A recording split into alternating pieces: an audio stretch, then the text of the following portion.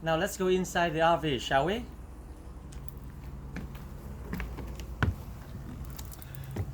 First, I want to show you the master electrical switch.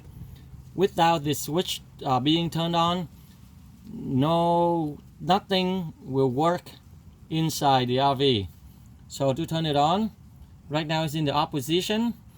We can turn clockwise quarter turn until you hear it click and it's on the on position. Okay, now this is to control the awning. To open it, we press it down.